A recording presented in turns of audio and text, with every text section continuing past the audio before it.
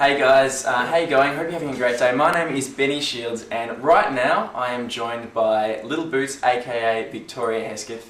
How you going, Victoria? I'm alright. How's Australia treating you so far? It's cool, very well. Good. Yeah. Now it has been an amazing year for you. You released your album in June. I did. And since then you've been touring, playing lots of shows, going all over the place. How's it been? Pretty manic, yeah. It's just been constant, travelling and working and playing and yeah, it's been a hell of a year. Have you enjoyed the touring aspect of it? Is it a lot of fun? Yeah, that's a lot of fun. There's some times when you kind of get a bit homesick or you just think you can't get in another aeroplane, but generally it's just amazing to see so many places. Yeah, right. Yeah. And as someone who's, received a little bit of attention lately and you've played some amazing shows, is there any special kind of experiences or people that you've met that kind of stand out for you?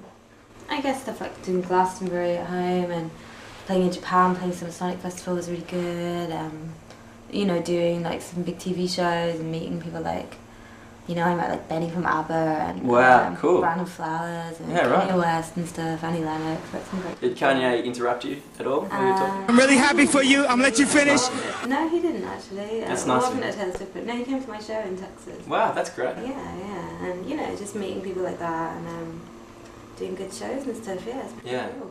And playing a show like South by Southwest, I know I heard you say that it was quite industry for you, but it must be a huge buzz to play, one of the biggest music events. I mean, you play 2 shows a day, 3 shows a day. Yeah, right. It's just insane. Yeah. It's just, the whole place is a great atmosphere. It's a great thing to do, but it is a weird thing. We had one really standout show that was a real buzz that felt great, but it's just kind of mad because you're playing so many gigs. It's right. Weird. We might get back this year, I don't know. Now, you have been playing music for a long time. Mm-hmm. You've been writing songs for a long time and playing piano for even longer. Mm-hmm. Was this something that you just knew that you were going to be a professional musician? Did you just know that was going to happen for you? No, never. I always hoped, that's all I ever wanted, but I never knew, I was never brave enough to quit my job or quit school and just go and be a musician, it wasn't until the very last minute where I got a record deal that I quit my job. Yeah, right, okay. Yeah, I never knew. I always dreamed, but I didn't dare believe it until it happened, so. And you must be thrilled. Definitely, it's amazing to do what you love. Yeah. And now since the release of the album, it's been crazy. And was it a surprise for you that the album was so successful? I don't know. I didn't really know what to expect. We had in the UK it was different because we had so much hype and so much press and there's so much expectation on the album. So I didn't really know what to expect, whether it would do amazingly well or awfully. So it was relief more than anything, Yeah, right. But I think internationally it's quite surprising how well it's done. It's really nice. Yeah, it's amazing. Go to places like Japan and here and the States and play sold out shows and stuff. So cool. I think it's more of a surprise just coming to this side of the world and finding people who know your songs. Yeah, absolutely. And when you recorded the album, you did have help from a couple of fairly notable producers. Mm-hmm. One of them being Joe Goddard from Hot Shit. Mm-hmm. What was it like working with someone of that calibre? It's great. I really love Joe and he's so talented. So his production doesn't sound like anyone else. So yeah. It's just great to get some really talented and really original individuals working on the record. And did he give you any advice on the world of the famous musician? Not really. No, not really. We just kind of made songs. We didn't really talk too much about it. Okay. Yeah. Cool.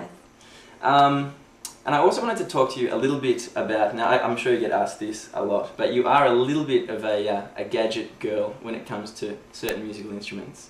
Yeah. How did it come to how did you come to play something kind of unusual like the stylophone or the tenorion?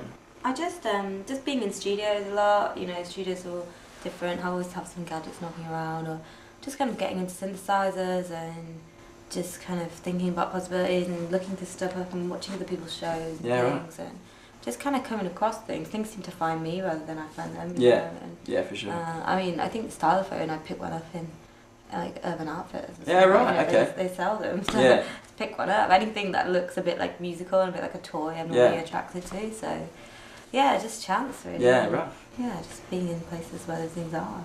I don't know if you realise this, but they started making stylophones again back in 2007. I do. I actually met the... Did you really? The son of the...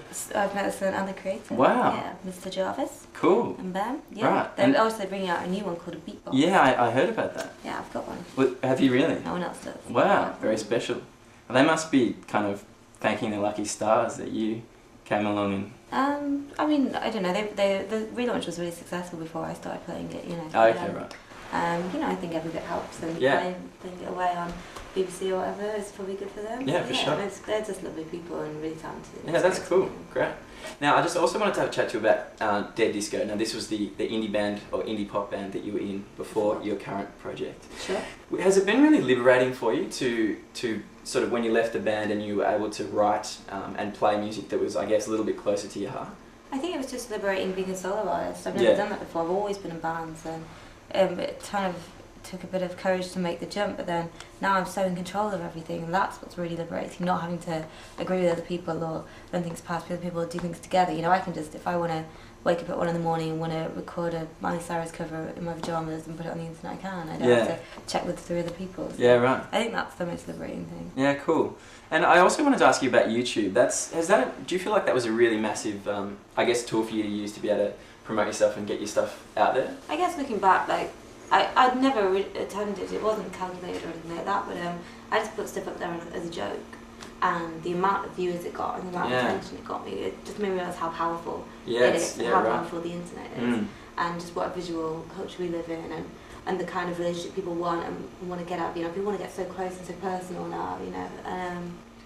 So yeah, I think it was a massive help for me, but at the time I didn't really think anything of it. It's funny, Yeah, because I mean that's a hugely successful viral marketing campaign that you've sort of done for yourself. By accident. Yeah, it's quite funny. Yeah, it's amazing.